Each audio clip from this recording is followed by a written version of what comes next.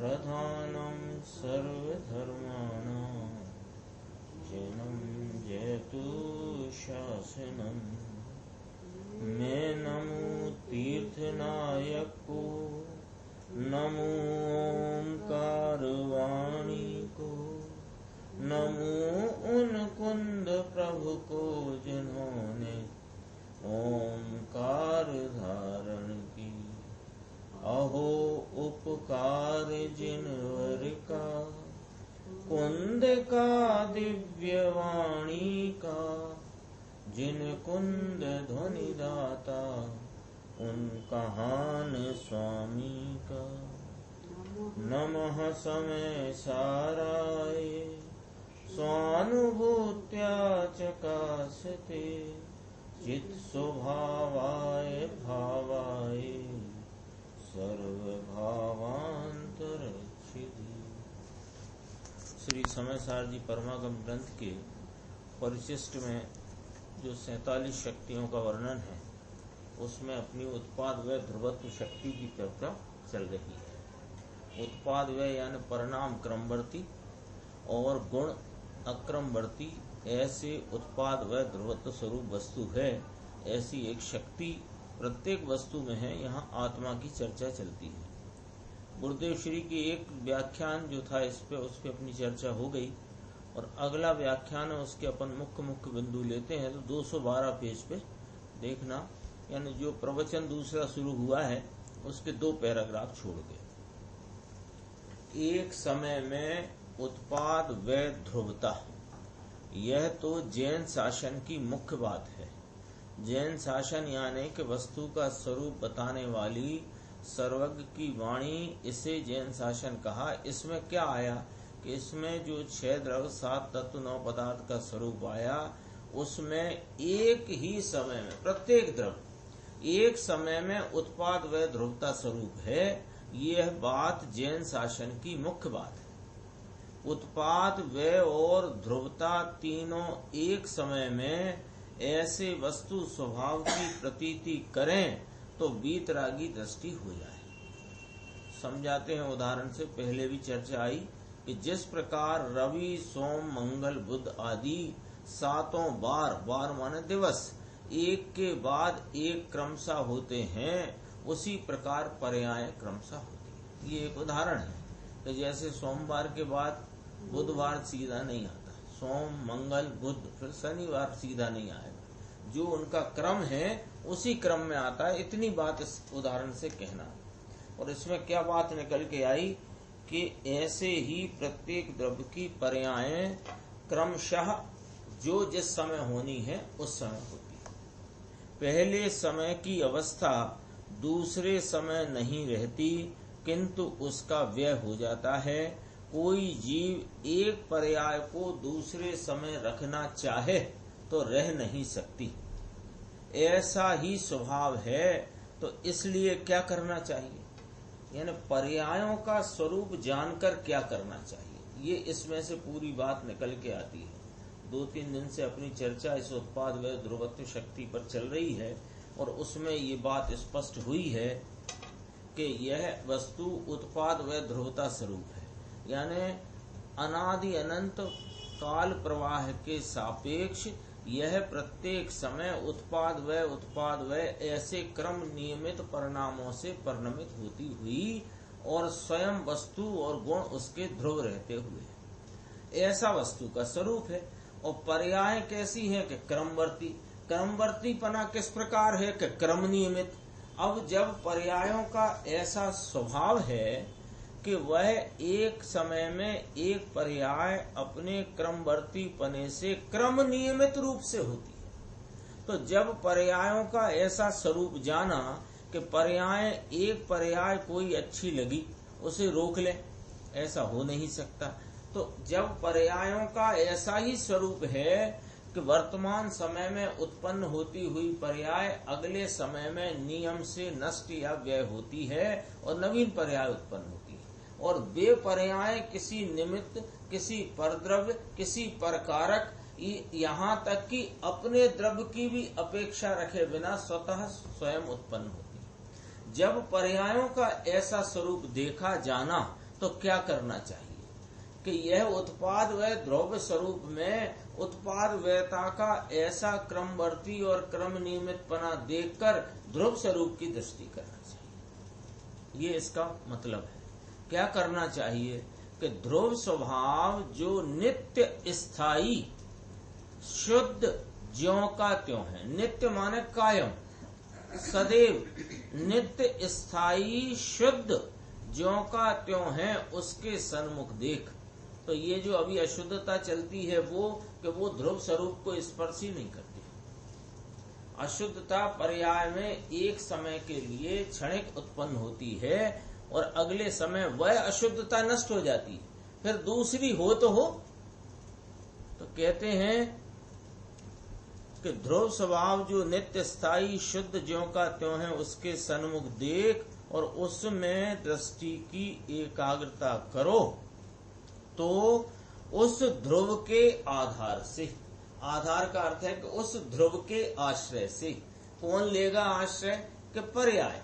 पर्याय ने जो ध्रुव स्वभाव का आश्रय लिया तो पर्याय निर्मल परिवर्तित हो जाएगी। परिवर्तित हो जाएगी मान पूर्व की मलिनता का व्यय और वर्तमान निर्मलता का उत्पाद। वहां भी प्रति समय परिवर्तन तो होगा, यानी एक समय में जो उपजी निर्मलता है वो नहीं टिकेगी, वो तो व्यय को प्राप्त होगी, और दूसरी निर्मलता, फिर तीसरी निर्मलता, फिर जितना वहां परिणमन चलेगा वह निर्मल निर्मलता की धारा हो जाएगी। किंतु वे पर्याय निर्मल ज्ञान आनंद स्वरूप होती जाएंगी, वही की वही पर्याय नहीं रुकेगी। एक समय की पर्याय दूसरे समय नहीं रहती और दूसरे समय नई पर्याय हो, ऐसा उत्पाद व स्वभाव है एक बात। और द्रव्य का कभी विनाश न हो, ऐसा ध्रुव स्वभाव है। तो उत्पाद व और ध्रुव पृथक पृथक नहीं है, ये थोड़ा समझने की बात है ना। वस्तु के तरीके देखा जाए तो वस्तु कैसी है कि सत्तावान है। जितना जगत में जितने पदार्थ हैं, यह आत्मा भी है तो कैसी है, सत्ता स्वरूप है। और सत्ता का क्या स्वरूप है कि उत्पाद व ध्रुव युक्तम सत। तो उत्पाद व और ध्रुवता ये पृथक पृथक नहीं है, ये एक ही वस्तु है, एक ही सत्ता है, एक ही सत का विस्तार है। क्या विस्तार है कि एक पर्यायों के प्रवाह में वर्तती पर्याय और वह उन पर्यायों में ध्रुव रूप रहता हुआ ध्रुव।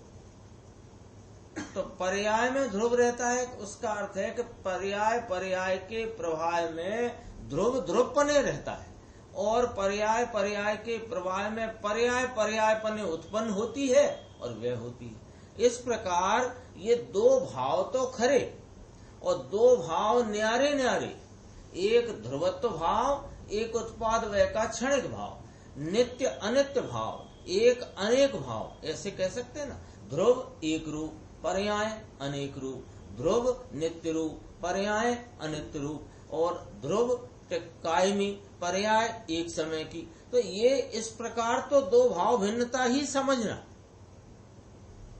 अभी चल रहा था ना प्रवचन, तो उसमें कहा गुरुदेव श्री ने कि ये जो दृष्टि का विषय है, ये बहुत पढ़ाई करने से समझ में नहीं आता, कि बहुत पढ़ाई कर लेंगे तो समझ में आ जाएगा, अथवा बहुत व्रत नियम तप आदि करेंगे तो समझ में आ जाएगा। यह तो इसकी तरफ की खरी जिज्ञासा खड़ी करके उसकी महिमा में वर्तता हुआ, जो उसकी महिमा को रख करके उसकी रुचि में परिणमेगा, वो उसको दृष्टि का विषय समझ में आएगा और प्राप्त हो जाएगा। ऐसा कहा। अभी जो चल रहा था प्रवचन, समयसार वैभव के भाग 2 का 51 नंबर का प्रवचन था।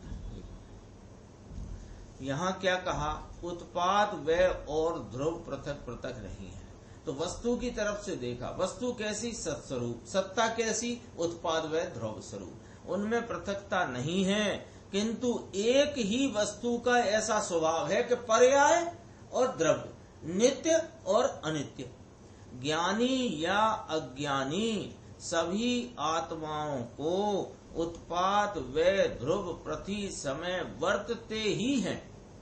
किंतु उनमें अंतर इतना है कि ज्ञानी के तो स्वभाव दृष्टि से निर्मल पर्यायों की उत्पत्ति होती जाती है और अज्ञानी के विकार में ही आत्मबुद्धि होने से विकारी पर्यायों की उत्पत्ति होती है। बस यही धर्म और अधर्म है। पूरे जगत में अपन धर्म और अधर्म की व्याख्या समझना हो तो इतनी सी बात है कि स्वभाव दृष्टि से निर्मल पर्यायों की उत्पत्ति का क्रम वह धर्म है और स्वभाव की दृष्टि नहीं और विकार में आत्मबुद्धि होना ये अधर्म है। मोक्ष मार्ग और संसार मार्ग इसी में समा जाते हैं। इतनी ही बात है। आगे चलते हैं मन थोड़ा। करीब 3 बड़े पैराग्राफ हैं, एक छोटा एक बड़ा, 2 बड़े, उसके बाद देखना। अपने ज्ञान स्वभाव के उत्पाद व ध्रुव में आत्मा वर्तता है। ये कौन सा वाक्य है? देखो, अपने ज्ञान स्वभाव के, क्योंकि आत्मा त्रिकाल ज्ञान स्वभावी वस्तु है। ज्ञान की मुख्यता से कही तो आत्मा त्रिकाल ज्ञान स्वभावी वस्तु है। सो कैसी है कि यह उत्पाद व ध्रुव में वर्तती हुई है। द्रव्य है ना, द्रव्य की तो व्याख्या ही यही आई, द्रवती इति द्रव्यम, यानी द्रव्य द्रवित होता है, द्रव्य परिणमता है। अब जब अपन द्रव्य गुण पर्याय को उनके द्रव्य क्या गुण क्या पर्याय क्या ऐसा समझने जाते हैं तो अपन कहते हैं कि पर्याय परिणमती है और गुणों का कार्य पर्याय रूप है और द्रव्य गुणात्मक है। वास्तव में तो द्रव्य परिणमता है, न गुण परिणमता न पर्याय परिणमती, ऐसा है। गुणों में द्रव्य परिणमता है तो गुणों में और पर्यायों में परिणमता है। कौन? द्रव्य। गुणों में कैसे परिणमता है कि जो जो गुण है उसकी व्यक्तता से परिणमता है। और कहाँ होता है वह व्यक्त भाव के? वो पर्यायों में होता है। तो कौन परिणमता है कि द्रव्य परिणमता है गुणों और पर्यायों में। गुण नहीं परिणमता, पर्याय नहीं परिणमती। ये बात दीपचंद जी ने चित्तविलास नामक जो पुस्तक है उनकी उसमें आई। द्रव्य पर्ण पंचाध्याय में भी आई है, यहाँ भी अभी गुरुदेव श्री अपने को बताएंगे। तो ज्ञान स्वभाव के उत्पाद व ध्रुव में 3 में आत्मा वर्तता है, ऐसा कहा। ध्रुव में कैसे वर्तता है कि ज्ञान स्वभावी आत्मा ध्रुव रहता हुआ काल सापेक्ष प्रवाह में पर्यायों के उत्पाद व क्रम में वर्तता है। अकेला पुण्य पाप में जो प्रवर्तमान हो वह वास्तव में आत्मा नहीं है और जड़ की क्रिया में तो आत्मा कभी वर्तता ही नहीं। जड़ के उत्पाद व ध्रुव में जड़ वर्तता है। अज्ञानी की गलती क्या है कि पर की क्रिया का अभिमान करके पूजा की क्रिया करे, बहुत भक्ति भाव से आंखें बंद करके आंखें खोल के बहुत झुक झुक के और अनेक प्रकार की द्रव्य सामग्री से वो पूजा करे। ये जो जड़ की क्रिया है इसमें तो आत्मा वर्तता ही नहीं। और आत्मा जो उस समय वर्तते हुए भक्ति भाव का जो परिणाम है पुण्य का शुभ का, उसमें वर्ते वो आत्मा नहीं है। तो आत्मा कौन है कि आत्मा तो अपने निर्मल भाव में परिणमित होता हुआ नित्य ध्रुव कायमी पदार्थ है। यहाँ उसे आत्मा समझना। अज्ञानी कहाँ समझ रहा है आत्मा कि पर की क्रिया का अभिमान करता हुआ, अपने अनंत गुणों का अनादर करता हुआ, अनादि काल से विकार में ही प्रवर्तमान है, उसमें आत्मा की प्रसिद्धि नहीं है। अपने गुण पर्यायों में अभेद होकर वर्ते वह आत्मा है, बाकी सब अनात्मा है। तो संसारी जीव वादक मिथ्या दृष्टि यहाँ अनात्मा कहे गए। क्यों? कि उनके प्रसिद्धि नहीं है आत्मा की, इसलिए वे अनात्मा है। और ज्ञानी साधक जीव हैं, उनकी पर्याय में प्रसिद्धि वर्तती है, आत्मा की ख्याति है, उन्हें आत्मा कहा। इसमें लिया देखो, अपने अनंत गुणों का अनादर करता हुआ, यानी ये एक सैद्धांतिक रूप से बात है कि जो पर की क्रिया के अभिमान में और पुण्य पाप आदि विकारी भावों में लाभ रूप हित रूप मदद रूपता के अभिप्राय से वर्तता है, वह क्या करता है कि अनंत गुणों का अनादर करता है। कौन अनंत गुण के? अपने निर्मल पवित्र अनंत गुण अपार बेहद सामर्थ्य वाले, उनका अनादर करता है। क्यों? कि एक समय की विकार अवस्था में हित मान करके उसका आदर करता है। तो ये जीव कौन कहलाया? कि अनादिकाल से विकार में ही प्रवर्तमान है, उसमें आत्मा की प्रसिद्धि नहीं है। अपने गुण पर्यायों में अभेद होकर वर्तन करे, वह आत्मा है। आत्मा और उसके गुण पर्यायों में सचमुच भेद नहीं है। कितनी, इसीलिए गुरुदेव की मैंने वो बात याद करी जो अभी सीडी में जिनने सुनी होगी, उसमें कि पंडिताई से, बहुत पढ़ जाने से, बहुत सारा अनुयोगों का और शास्त्रों का ज्ञान कर लिया तो दृष्टि का विषय हाथ लग जाएगा। तो कहते हैं ऐसे नहीं आएगा। और बहुत व्रत तप ले लिए, कषायों की मंदता में दौड़ गया तो हो जाएगा कि नहीं होगा। यहां देखो क्या कहा, आत्मा और उसके गुण पर्यायों में सचमुच भेद नहीं है, और सचमुच भेद है। पहले वस्तु को उसके गुण पर्यायों से अभेद एक सत्ता स्वरूप देखो, तो इस एक गुण पर्यायों की अपनी सत्ता देखने से अन्य सभी पर पदार्थों की सत्ता से भिन्न पड़ जाता है। और अपने गुण पर्यायों की इस सत्ता में, पर्यायों में पलटन है, विविधता है, एक रूपता है नहीं। और मेरा स्वरूप तो दृष्टि का विषय, शुद्ध द्रव्यार्थिक का विषय, सम्यक दर्शन का विषय या मोक्ष मार्ग का विषय, वो तो सदा काल नित्य कायमी एक रूप है। तो वह द्रव्य स्वभाव एक रूप जुदा और गुण भेद जुदा और पर्याय भेद जुदा। अनादि से अपने गुण पर्यायों में, अभी तो गुण पर्यायों से सचमुच भेद नहीं है ऐसा कहा ना, तो उसकी बात कहते हैं। अनादि से अपने गुण पर्यायों में उत्पाद व ध्रुव रूप से आत्मा प्रवर्तमान ही है। ये अकेली एक उत्पाद व ध्रुवत्व शक्ति में अपन 2 दिन से ये कह रहे हैं, आज भी कहेंगे कि इसमें वस्तु का जो गुण पर्याय स्वरूप स्ट्रक्चर है उसकी भी चर्चा बहुत स्पष्ट आ गई, और पर्यायों की क्रमबद्धता की भी बात आ गई। देखो, अज्ञानी उस ओर नहीं देखता। किस ओर नहीं देखता? कि अपने गुण पर्यायों में उत्पाद व ध्रुव रूप से मैं आत्मा ही प्रवर्तमान हूँ, ऐसा नहीं देखकर जो स्वभाव से विपरीत जो विकार रूप भाव है उनमें अपनापा करता है, इसलिए विकार रूप परिणमित होता है। अपने स्वभाव सन्मुख होकर निर्मल दशा रूप परिणमित होना और मलिनता का नाश करना तथा ध्रुव रूप से स्थित रहना, वह आत्मा का कर्तव्य है। कर्तव्य माने क्या होता है? करना चाहिए। करना, जो करना चाहिए उसे ही तो कर्तव्य कहते हैं। तो कर्तव्य क्या है? 3 बातें हैं।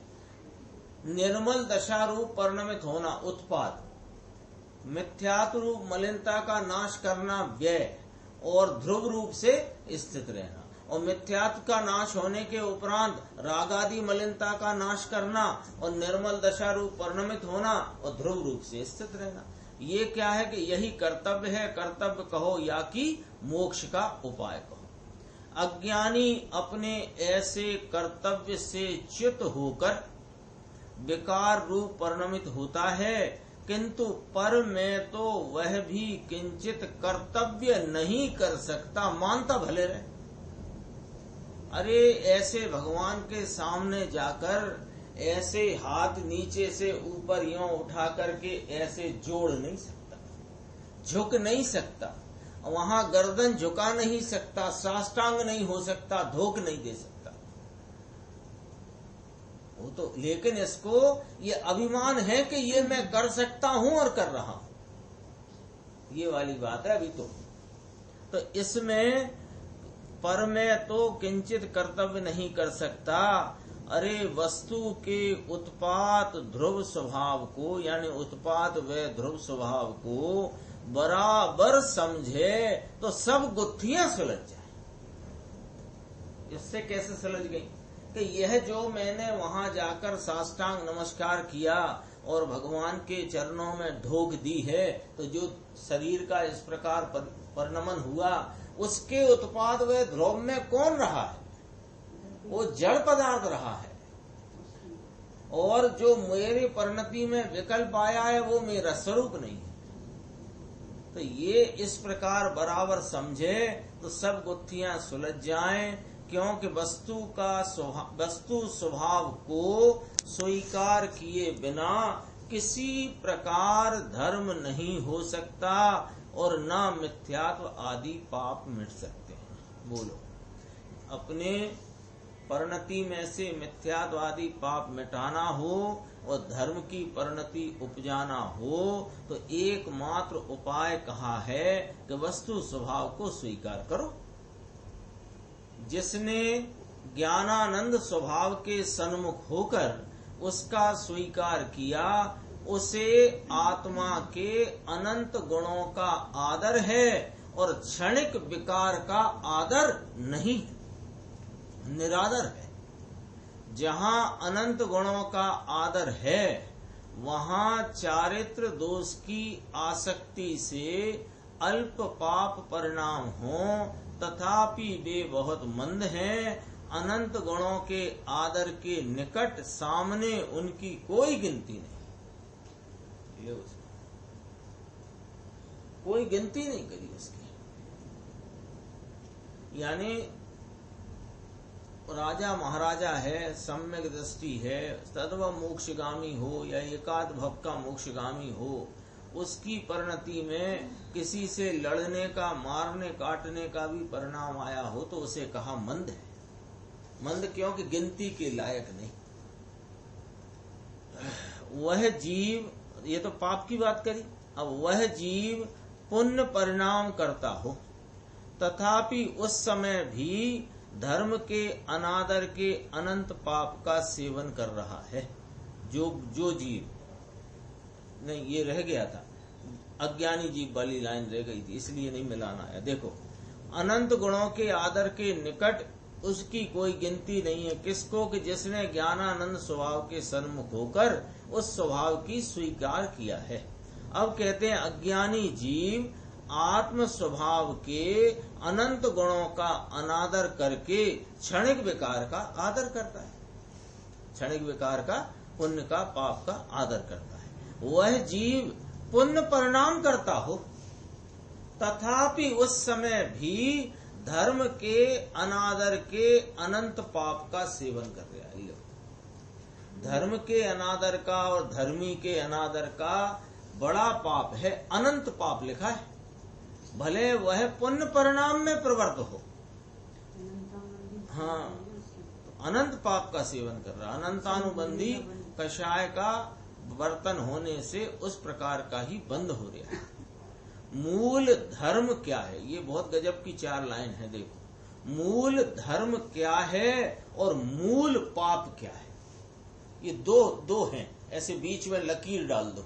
इधर लिखो मूल धर्म और इधर लिखो मूल पाप। तो मूल धर्म क्या है, इसमें इस हेडिंग में कौन कौन सी चीज आ सकती है और मूल पाप में क्या आता है, यह बराबर इसके अभी निर्णय में नहीं है बात। निर्णय में तो छोड़ो, विचार में नहीं खड़ी करी है बात। देखो यहाँ इसकी भूल कहाँ हो रही है कि वह जो प्रशस्त निमित्तों के लक्ष्य से होने वाले पुण्य परिणाम और कषाय की मंदता के भाव, उनको वो धर्म के खाते में लिखता है और स्वरूप का अनादर करता हुआ वह उसे धर्म मानने की भूल करता है। और मूल पाप क्या है कि एक समय का क्षणिक जो विकार है वो चाहे कषाय की मंदता का ही क्यों ना हो, उसमें किंचित भी हित का अभिप्राय यदि अंतरंग में पल रहा है तो स्वभाव का अनादर हो रहा है और पुण्य आदि शुभ भाव राग का आदर हो रहा है। इसका नाम है मूल पाप। 2 शब्द आए कि नहीं आए? मूल धर्म क्या है और मूल पाप क्या है, उसके समझे बिना जीवों का अधिकांश भाग पुण्य में या बाह्य क्रिया में ही धर्म मानकर रुक रहा है। क्या हो रहा है कि अपनी भूल को तो भूल मानी नहीं, और भूल करता हुआ इससे भूल मिटेगी ये मान बैठा। यहाँ आचार्य देव समझाते हैं कि भाई, अनंत गुणों का आधार ऐसा तेरा आत्म स्वभाव है, उसका आदर करना ही मुख्य धर्म है, और उस स्वभाव का अनादर ही महान पाप है। दो बातें तो समझना पड़ेंगी ना। क्यों दो समझना है? ये दो भी क्यों समझना है कि अनादि से पाप में पड़ा हुआ है। पाप में पड़ा है, नहीं साहब हम तो पुण्य भी करते हैं, तो तू हमें ये बता दे कि तेरी अवस्था पतित चल रही है कि ऊर्ध्वता की ओर चल रही है। यदि पतित है तो पाप में पड़ा है। पतित का अर्थ ही पाप है। पतित माने जो तेरे को स्वभाव से च्युत करे, पतित करे, गिराए, वो पाप है। तो ये तुम पाप में तो पड़े हुए हो और धर्म की चाहना है। तो अपने सामने दो चीज आ गई भैया, मूल धर्म क्या है और मूल पाप क्या है। तो ये गड़बड़ क्या कर रहा है कि जो शुभ राग मंद कषाय पूजा दया दान व्रत भक्ति के परिणाम इनमें हित करता हुआ इन पाप में बरत रहा है। इनमें हित की मान्यता अभिप्राय, इससे जरा भी मदद मिलेगी, ये अभिप्राय पाप का अभिप्राय है। और वह सम्मर को वह सम्मर रूप धर्म मानता है। तो मूल धर्म का भी इसको पता नहीं लग रहा और मूल पाप का भी पता। तो हमें संक्षेप में बता दो क्या होता है धर्म, कि स्वरूप का आदर और रागादि का निरादर, इसका नाम है धर्म। और रागादि का आदर और स्वभाव का अनादर, इसका नाम है पाप। एक बार बहन से कहा कि हम तो मुमुक्षु हैं, मैं तो मालूम पड़ गया है कि पुण्य पाप दोनों अधर्म है, दोनों पाप है, हम तो कहते ही नहीं है कभी। तो उन्होंने कहा कि तुम्हारी आत्मा तुम्हें उपादेय हुई क्या? कि नहीं हुई, लेकिन हम कह तो नहीं रहे ना। तो उन्होंने कहा उपादेय नहीं हुई तो सब उस खाते, सब उसी खाते का है। कहते नहीं मत क्यों। अंतरंग में यह बोलने में, बात करने में, चीत करने में, सब में आने पर भी वह जो ढलान है ना, वो ढलान तेरा जो उधर राग की तरफ दौड़ रहा है। एक भाई की कल चर्चा हुई थी तो उनका कहा था कि बराबर ऐसा विकल्प टूटता क्यों नहीं, बराबर मैं शुद्ध हूँ, सिद्ध हूँ, एक रूप हूँ, ध्रुव हूँ, तो ये टूटता क्यों नहीं? तो ये टूटे कैसे? उस राग की रुचि में पड़ा रहेगा तो कैसे टूटेगा? जब अंतरंग में यह एक रूप ध्रुव स्वभाव का बल होएगा तो भले विचार होंगे, विचार टूट जाएंगे। बल तो लगा हुआ है विचारों में, तो नहीं टूटेगा। वो विचार श्रेणी में चलते हुए जो अपना ताकत, बलन, झुकाव वो होना चाहिए स्वरूप की तरफ, तो वो नहीं होता है, इसलिए सब दिक्कत है। आत्मा की उपादेयता हो तो पुण्य पाप की हेता है, और पुण्य पाप की हेता किए बिना इस आत्मा की उपादेयता होती नहीं। भाई, अनंत गुणों का आधार ऐसा तेरा आत्म स्वभाव है, उसका आदर करना ही मुख्य धर्म है, और उस स्वभाव का अनादर ही महान पाप है। स्वभाव के आदर से विकार दूर होता है, और उसके बदले जो विकार के आधार से विकार को दूर करना चाहता है, वह मिथ्या दृष्टि जीव अपने स्वभाव का तिरस्कार कर रहा है, अनादर कर रहा है, निरादर कर रहा है। कब के प्रति समय? कल अपनी आई थी ना चर्चा कि पंडित जी टोडरमल जी साहब कहते हैं परिणामों का, परिणाम बिगड़ने का भय रखना। वो चर्चा है पेज नंबर 266 मोक्ष मार्ग प्रकाशक में, ऊपर की लाइन में। तो देखो वो उसके पूरी 4 लाइन पढ़ता हूं मैं, वो चूंकि विषय आ गया और अपनी वो बात पूरी भी हो जाएगी। देखो परिणामों की विचित्रता, कहाँ और क्या बात करिए, ये पहले उसकी पृष्ठभूमि समझना। देखो परिणामों की विचित्रता। कोई जीव तो 11वें गुण स्थान में यथा ख्यात चारित्र प्राप्त करके पुनः मिथ्या दृष्टि होकर किंचित न्यून अर्ध पुद्गल परावर्तन काल पर्यंत संसार में रुलता है, और कोई नित्य निगोद से निकलकर मनुष्य होकर मिथ्यात्व छूटने के पश्चात अंतर मुहूर्त में केवल ज्ञान प्राप्त करता है। यहाँ कहा ऐसा जानकर, उस जीव की बात। ऐसा जानकर अपने परिणाम बिगड़ने का भय रखना और उनके सुधारने का उपाय करना। अब ये बताओ यहाँ कौन से परिणामों की बात होगी? जब 11वें गुणस्थान से गिरा है जीव, तो वह क्या 11वें गुणस्थान में शुभ राग से पहुंचा था? कि वह तो शुद्ध भाव का अपने स्वरूप का आलम्बन लेता हुआ 11वें गुणस्थान तक पहुंचा, और वहां से गिरा क्यों? कि अपने स्वरूप का आलम्बन छूटने से, अपने स्वरूप का आलम्बन छूटने से गिर करके वह मिथ्या दृष्टि हो गया। और कोई अनादि मिथ्या दृष्टि मनुष्य भव अथवा संगी पंचेंद्री पने आदि में आकर के और मिथ्यात्व का अभाव करे और मनुष्य भव लेकर के केवल ज्ञान प्राप्त करे, तो ये कैसे करेगा? शुद्ध भाव के। तो ऐसा जानकर अपने शुद्ध स्वरूप के आलम्बन की चिंता रखना अथवा उनके सुधारने का, उसमें लगने का उपाय करना, परिणाम बिगड़ने का भय रखना, माने मेरा परिणाम स्वरूप से च्युत नहीं। ये प्रकरण है, इसका अर्थ इस प्रकार है। वही बात अपनी यहां चल रही थी, देखो आत्म प्रसिद्धि में कहा ना कि ये क्या करना चाहता है? विकार के आधार से विकार को दूर करना चाहता है। वह मिथ्या दृष्टि जीव अपने स्वभाव का तिरस्कार कर रहा है।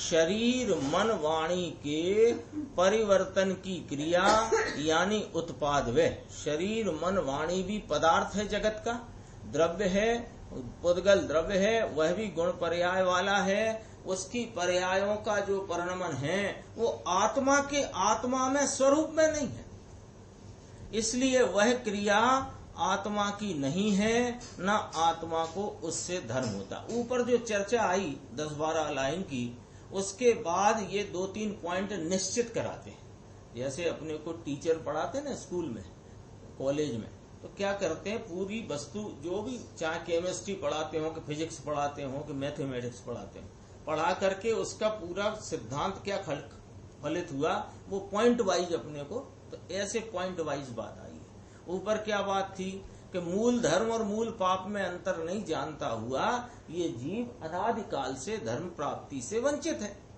तो क्या करना कि अपने स्वभाव का आदर करना और एक समय का विकार चाहे कोई हो उसका परिणति में जो वर्तता है उसका अनादर करना, ऐसे समझना। तो अब 2-3 पॉइंट हैं, ये 2 पॉइंट हैं।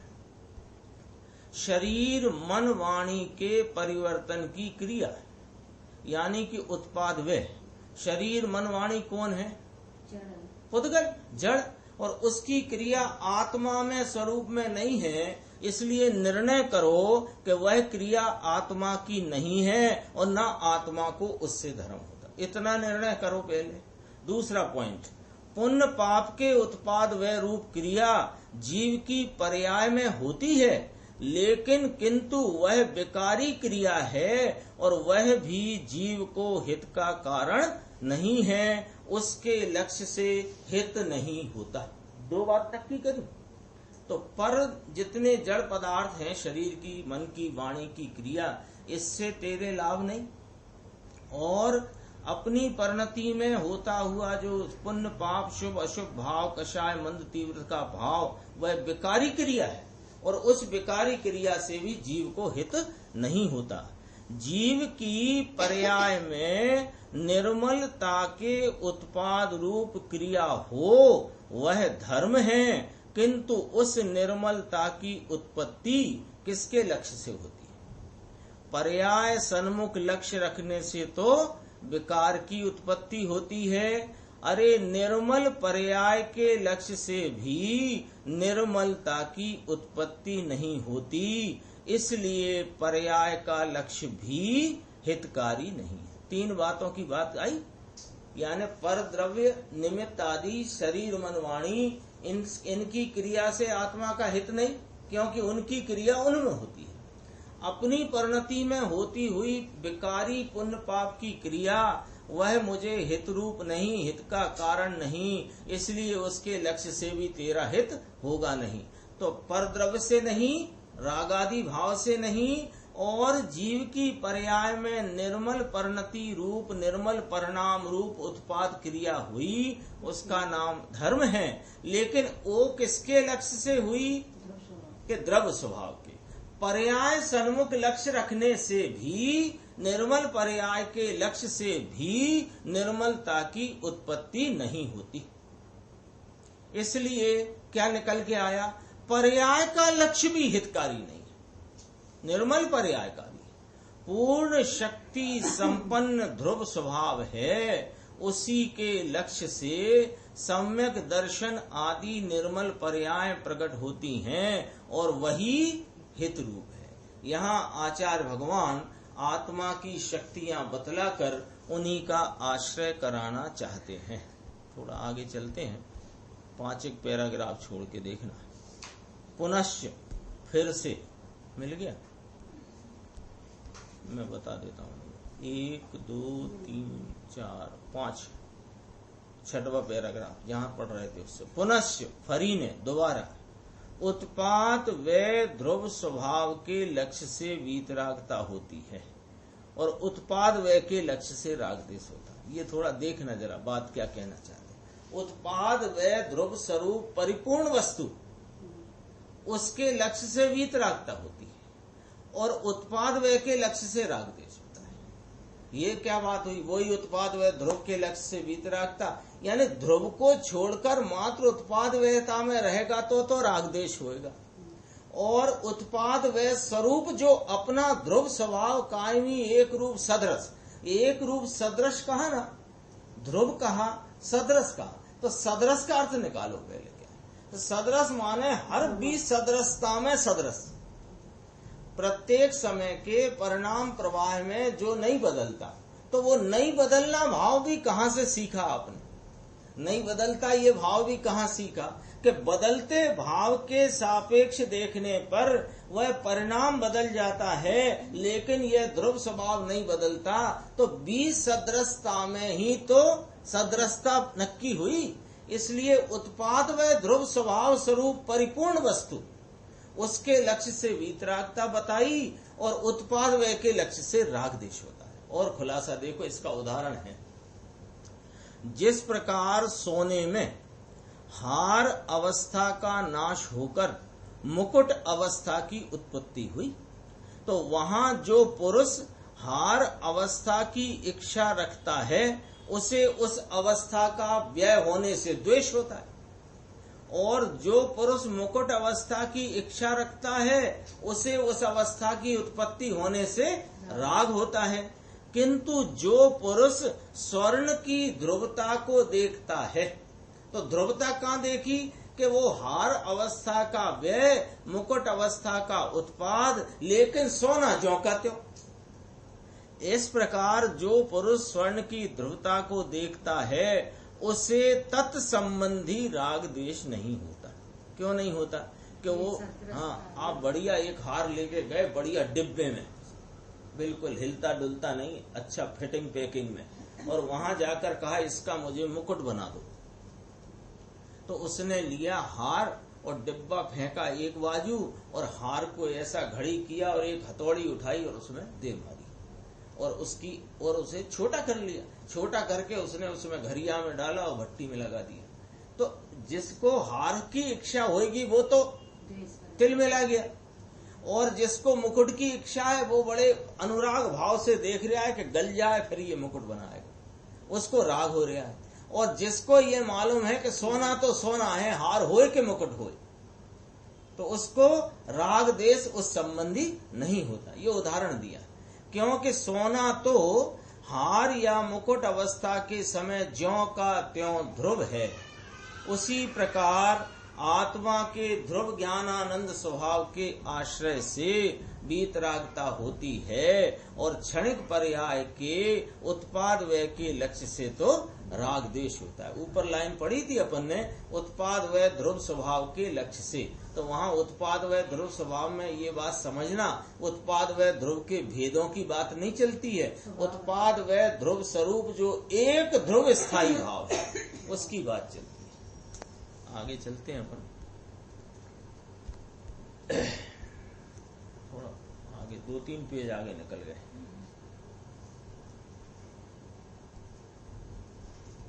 इसमें पेज आ गया 219, जो मेरी पुस्तक है 219 के नीचे वाला पैराग्राफ, उसमें देखना यहां से शुरू है। यहां कहते हैं कि उत्पाद व ध्रुवत्व शक्ति से, मिल गया। यहां कहते हैं कि उत्पाद व ध्रुवत्व शक्ति से द्रव्य अपने गुण पर्यायों में वर्तता है। पर्याय वर्तती हैं, गुण ध्रुव है, द्रव्य ध्रुव है, ये भी व्याख्या आती है कि नहीं आती? द्रव्य गुण तो त्रिकाली है, ध्रुव है, पर्याय परिणमित होती है। अब कहते हैं द्रव्य अपने गुण पर्यायों में वर्तता है। कैसे? अपन ने अभी चर्चा कर ली थोड़ी सी इसकी।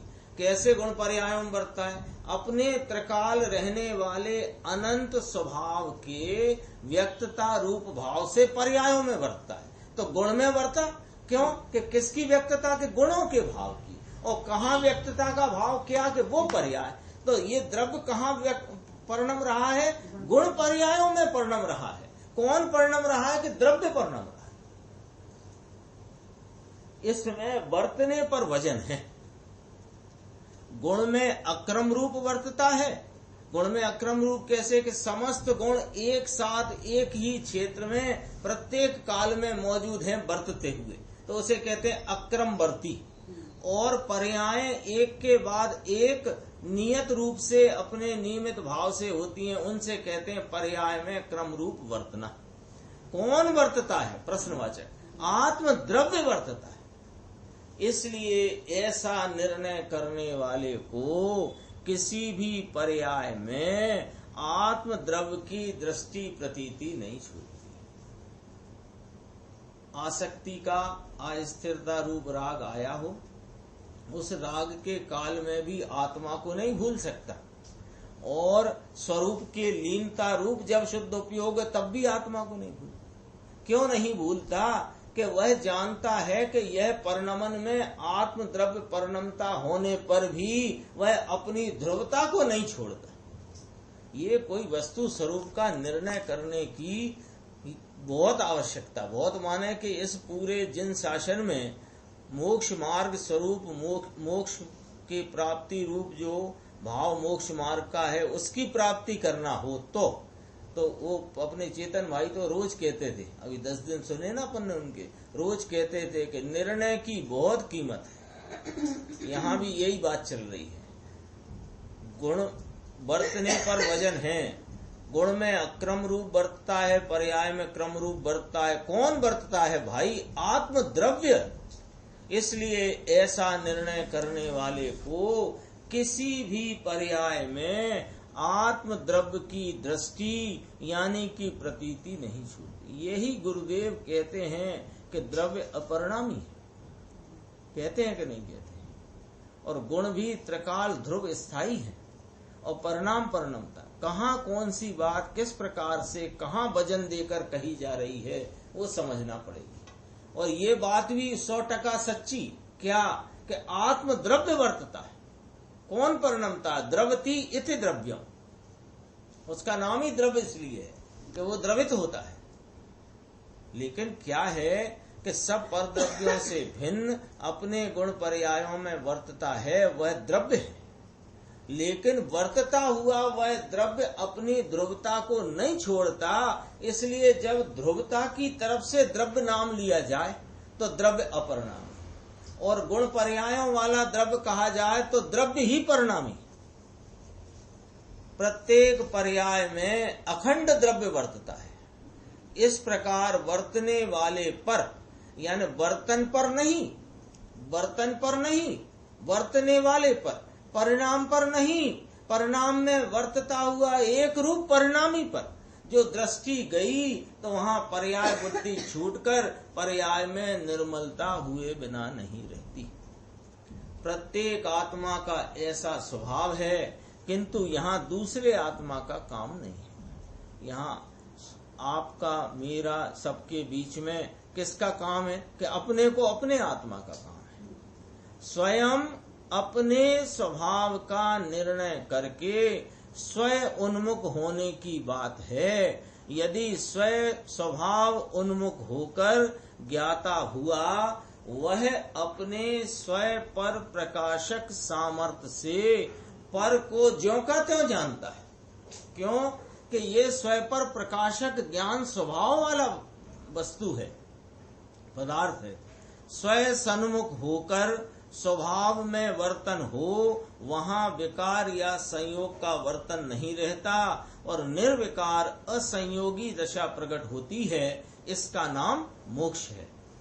आत्म स्वभाव सन्मुख होकर आत्मा पवित्र है, ऐसा जिस ज्ञान पर्याय ने जाना, वह पर्याय स्वयं भी पवित्र हुई है। क्यों ऐसा क्यों कहा? पर्याय स्वयं पवित्र हुई है। देखो, जब ज्ञान उपयोग, ज्ञान तो ज्ञान है, वह तो ज्ञानाकार भाव से परिणमता हुआ जानता परिणमित होता है, लेकिन उसका उपयोग जब पर में लगा है, यानी उसका विषय पर है, तो विषय पर है तो वहां उस ज्ञान उपयोग की उस पर्याय के साथ विकार राग द्वेष की उत्पत्ति है। तो दोनों का संबंध बताने के लिए क्या संबंध कि बहिर्मुखता वाले उपयोग में नियम से राग होता है, तो उस उपयोग को राग मिश्रित मलिन उपयोग भी कहते हैं। अशुद्ध उपयोग शुद्ध उपयोग चलती कि नहीं बात? उपयोग कोई अशुद्ध होता नहीं, लेकिन वहां पर राग जो उपजा है उसको उस पर उपचार करके उपयोग को मलिन कहने की पद्धति है, शैली है। तो ऐसा जो मलिन उपयोग था वो छूट गया, और जिसने आत्मा के स्वभाव की सन्मुखता करी तो उस सन्मुखता हुई उपयोग में ये आत्मा का निर्मल भाव प्रकट हुआ, तो ये पवित्र भाव है। तो क्या हो गया कि पर्याय पवित्र हो गई, पर्याय स्वयं भी पवित्र हुई है। कौन? ज्ञान पर्याय। पवित्र स्वभाव के आश्रय से उसमें भी पवित्रता की वृद्धि होती जाती है। इस प्रकार स्वभाव शक्ति की प्रतीति का फल मुक्ति है।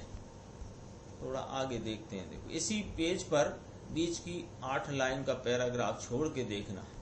उत्पाद व ध्रुवता स्वभाव से आत्मा स्वयं प्रतिक्षण परिणमित होता है और ध्रुव रूप से स्थित भी रहता है। ये एक सूत्र में अभी शुरू बनने किया था, वहां गुरुदेव श्री ने फरमाया था कि जैन शासन की मूल बात है। जैन शासन माने वस्तु स्वरूप, ये नहीं कि हमारी बात है उनकी बात नहीं, वस्तु स्वरूप की बात है कि आत्मा उत्पाद व ध्रुवता स्वभाव वाला आत्मा स्वयं अभी अपन ने पढ़ा ना, आत्म द्रव्य परिणमित होता है। तो आत्मा स्वयं प्रति क्षण परिणमित होता है और ध्रुव रूप से स्थित भी वही रहता है। शब्दों के कारण ज्ञान की उत्पत्ति नहीं होती, किंतु ज्ञान स्वभाव स्वयं ही विशेष ज्ञान रूप से परिणमित होता है। यह विशेष ज्ञान का अर्थ है कि अज्ञान के अभाव रूप और सम्यक ज्ञान के परिणमन रूप जो विशेष ज्ञान, भाव शुद्ध ज्ञान। तो ज्ञान स्वभाव स्वयं ही विशेष ज्ञान रूप से परिणमित होता है। ध्रुव ज्ञान स्वभाव के आधार से अज्ञान का नाश होकर सम्यक ज्ञान की उत्पत्ति होती है। सुनने से नहीं होती, शब्दों से नहीं होती, पढ़ने पढ़ाने से नहीं होती। कैसे होती है कि ज्ञान स्वभाव जब अपने ज्ञान ध्रुव ज्ञान स्वभाव का आश्रय लेता है तो उसकी परिणति में विशेष ज्ञान माने सम्यक ज्ञान की परिणति का उदय होता है, उत्पाद होता है, उत्पत्ति होती है। यहाँ प्रश्न कर दिया श्रोता ने, यदि सुनने के कारण ज्ञान नहीं होता तो फिर क्यों सुने? तो उत्तर देखना, क्योंकि ये प्रश्न अपने को पूछने में भले ही ना आता हो, लेकिन ये चित्त में तो खड़ा होता है।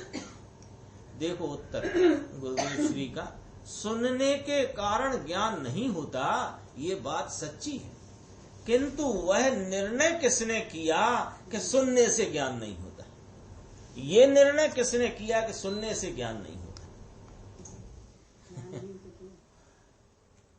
अरे जिसने ऐसा निर्णय किया उसके राग की दिशा बदलकर सत श्रवण आदि की ओर ढले बिना नहीं रहेगी। यहां से पकड़ना बात, एकदम अपने को अंदर में ऐसी बात उछल आती है आशंका रूप से कि सुनने से भी नहीं। कई बार तो ऐसी चर्चा की भी कहते हैं गुरुदेव श्री कि ये तुम तो विचार करते हो ना, मैं शुद्ध हूँ सिद्ध हूँ, इससे क्या तेथी किम। आचार्य अमृतचंद्र भगवान ने लिखा तेथी किम, मैं आत्मा हूँ, शुद्ध हूँ, पवित्र हूँ, एक रूप हूँ, ऐसे विचार तेथी किम, इससे क्या। तो फिर साहब विचार से ही नहीं होगा तो विचार ना करें, सुनने से नहीं होगा तो कल से बंद। तो कहते हैं चलो ठीक है, अब ये आप हमें बताओ कि सुनना बंद करने का निर्णय किया, ये निर्णय किस निर्णय पे किया कि सुनने के कारण ज्ञान नहीं होता, इस निर्णय पे किया। ठीक है, तो ये निर्णय जो तुमने किया है, तो ये निर्णय जिसको होता है उसके राग तो अभी चल ही रहा है, लेकिन राग की दिशा बदलकर सच्चे श्रवण आदि की ओर ढले बिना नहीं रहेगी। जिज्ञासु भूमिका में मिथ्यात्व के निमित्तों की ओर की वृत्ति छूटकर सत निमित्तों की ओर ही वृत्ति जाती है, और ज्ञानी के निकट से सत श्रवण करने का भाव, सत श्रवण का प्रेम और उत्साह आता है। लिखा है ना स्पष्ट। हम क्या कर रहे हैं कि ये जो 3 लाइन लिखी है ना, जिज्ञासु भूमिका, जिज्ञासु भूमिका यानी मैं कौन हूं, मेरा क्या स्वरूप है जिसके जानने से मेरा कल्याण होगा। ये प्रश्न उठ करके जिसको जिज्ञासा खड़ी हुई, वो जिज्ञासा वाला वो सहज में उसके अज्ञान की उत्पत्ति में जो निमित्त हों, ऐसे निमित्तों से उसका हटना हो जाता है, और जहां सत्श्रवण अथवा सच्ची बात सुनने मिलती है या सच्चे निर्णय के प्रति जागरूकता अपने ज्ञान की हो, ऐसे निमित्त सच्ची जनवाणी आदि, वहां उसकी संलग्नता हो जाती है। ये क्या गड़बड़ करता है कि निर्णय और जिज्ञासा को तो कोने में धर दिया, जिज्ञासा असली जगाई नहीं, और निर्णय के लिए ये उद्यमवंत हुआ नहीं। ये क्या सोचने लगा कि निर्णय करना है तो निमित्त बदलो।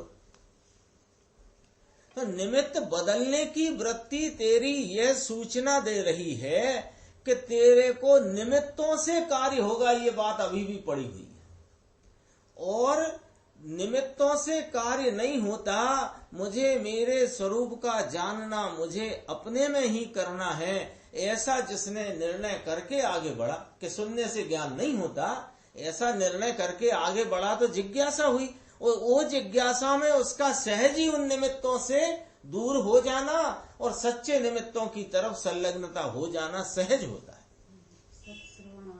उत्साह आता है। वाणी से ज्ञान नहीं होता, इसलिए सुनने का क्या काम है, ऐसा स्वच्छंदता का भाव उसे आएगा ही नहीं। बहुत सीधी सच्ची बात है कि राग की अभी भूमिका है, और सच्चे श्रवण सत्श्रवण से ज्ञान नहीं होता, ऐसा सुन करके तेरे को ज्ञान स्वभाव की प्राप्ति की यदि खरी जिज्ञासा है तो सहज में ऐसे सत्श्रवण का प्रेम जागेगा, क्योंकि राग तो चल ही रहा है ना, तो राग की दिशा वहां से सत्श्रवण छूटकर सिनेमा देखने में लग जाएगी, ये कैसे हो सकता। और यदि ऐसा हो रहा है तो तुझे जिज्ञासा नहीं। लिखा है इसमें, ऐसी स्वच्छंदता का भाव उसे आएगा ही नहीं। सत श्रवण के समय भी मंथन तो अपने ही भाव का हो रहा है ना, कि हाँ श्रवण के समय भी राग पर या पर्याय पर उसका भार नहीं होता। ये पकड़ना बात, जरा देखना, गजब की बात है। क्या हो रहा है कि सच्चा श्रवण माने 6 द्रव्य 7 तत्व 9 पदार्थ का स्वरूप जो ज्ञानी धर्मात्माओं आचार्य भगवंतों ने बताया, उसका स्वरूप समझने में जिज्ञासा है ना, तो उसमें अपने जोर काय का है, स्वयं के आश्रय का कहो कि स्वरूप को जानने का जोर है। तो बात चले पुद्गल की, धर्मास्तिकाय धर्मास्तिकाय की, आश्रम की, बंद की, संवर की, निर्जरा की, अजीब तत्व की, वो सब बात चलने में जोर कहाँ चलता है उसका, अपने स्वभाव की तरह। तो वो मंथन किसका चलेगा फिर, स्वभाव की। तो वो मंथन होता है ना, तो वो जो दही है उसमें घी भी है, पानी भी है, और खटास का वो भाव भी है, वो जो जैसे मठा कहते हैं, वो सब है। तो वहां मंथन काय का चल रहा है? मक्खन का। किसी ने आज तक छाछ बनाने के लिए छाछ बनाई क्या? कि ये दही रखा भैया चलो छाछ बना लें, तो छाछ बनाने के लिए छाछ कोई ने नहीं बनाई, मक्खन निकालने छाछ बनी है। तो उसके मंथन काय का चल रहा है? मक्खन का। तो ये 6 द्रव्य 7 तत्व 9 पदार्थ के स्वरूप का कोई अनियोग से भी चर्चा चलती हो तो मंथन तो काय का चल रहा है? द्रव्य स्वभाव का, अपने आत्मा का। और श्रवण के समय भी क्या करता है कि वर्त तो रहा है रागई।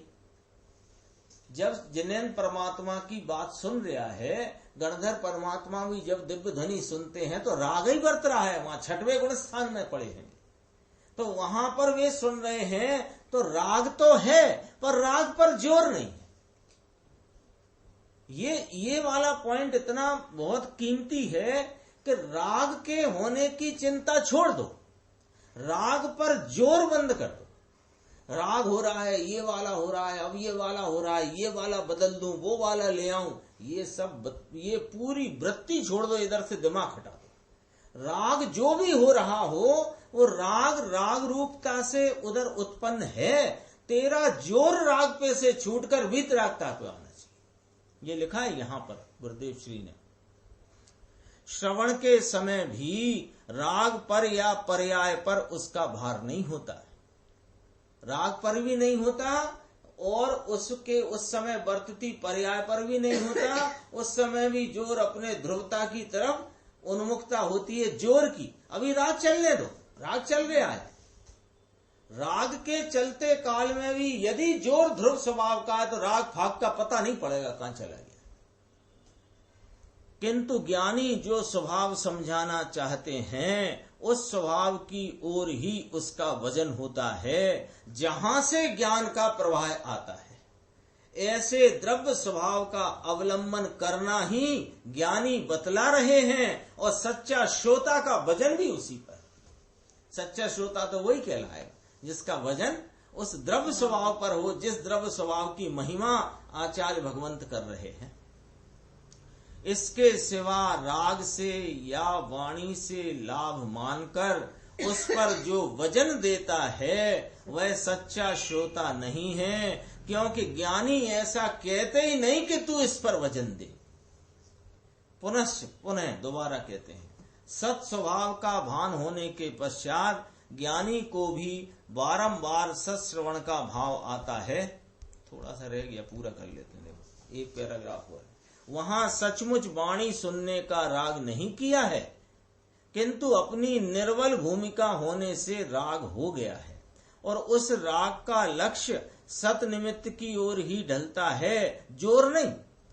लक्ष्य राग है तो उपयोग का लक्ष्य तो उधर ही है, वो निर्बलता का भाव है, लेकिन जोर कहाँ है? जोर द्रव्य स्वभाव पर। उस राग और श्रवण के समय भी ज्ञान की रुचि का जोर तो अपने सत स्वभाव की ओर ही है, निमित्त या राग पर उसकी रुचि का जोर नहीं है। रुचि का जोर किस ओर काम कर रहा है, देखना बहुत गजब की बात है। रुचि का जोर किस तरफ काम कर रहा है, जोर माने बल, ताकत कहाँ काम कर रही है, उस पर ही धर्म का आधार है।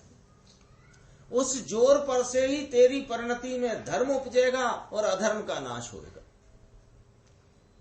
आत्मा का उत्पाद वह ध्रुव स्वभाव है, उसे पहचाने तो पर की या विकार की ओर रुचि का जोर न रहकर ध्रुव स्वभाव उन्मुखता ही हो जाए। आत्मा में उत्पाद व ध्रुवता आदि अनंत शक्तियां एक साथ ही परिणमित हो रही हैं। तो यहाँ प्रश्न किया है, 2-4 लाइन है। देखो, आत्मा में अनंत शक्तियां हैं ऐसा भगवान ने देखा है, इसलिए कहते हो कि ये आत्मा में हैं, उसे जानकर कहते हो। गुरुदेव से प्रश्न किया कि वस्तु के स्वभाव में ऐसा है और भगवान ने भी ऐसा ही देखा है, किंतु भगवान की प्रतीति किसने की? हाँ, सर्वज्ञ भगवान की प्रतीति करने वाले के अपना ज्ञान है ना, इसलिए ज्ञान स्वभाव की प्रतीति करी, उसी में ये सब आ जाता है कि सर्वज्ञ ने भी यही बताया है और यही शक्तियां मेरे पास मौजूद हैं। अपने ज्ञान स्वभाव की प्रतीति को साथ लिए बिना अकेले भगवान के नाम से माने तो यह यथार्थ मार्ग नहीं है। यह बात सारी बात जिनवाणी की मंगलाचरण से लेकर के पूर्ण उपसंहार होने तक की कोई ग्रंथ हो, सबकी बात आत्मा को साथ लेकर के है। अपने आत्मा की ओर उन्मुख होकर उसकी प्रतीति किए बिना भगवान की या कि भगवान के मार्ग की सच्ची पहचान नहीं होती। यहाँ आत्मा की शक्तियों के वर्णन में भी अभेद आत्म स्वभाव के आश्रय पूर्वक ही उसकी शक्तियों का निर्णय हो सकता है, ऐसा समझना। ये अपनी 18वीं उत्पाद व ध्रुव शक्ति का वर्णन यहाँ पूरा होता है। निज निधि निज में बताई यह अनंत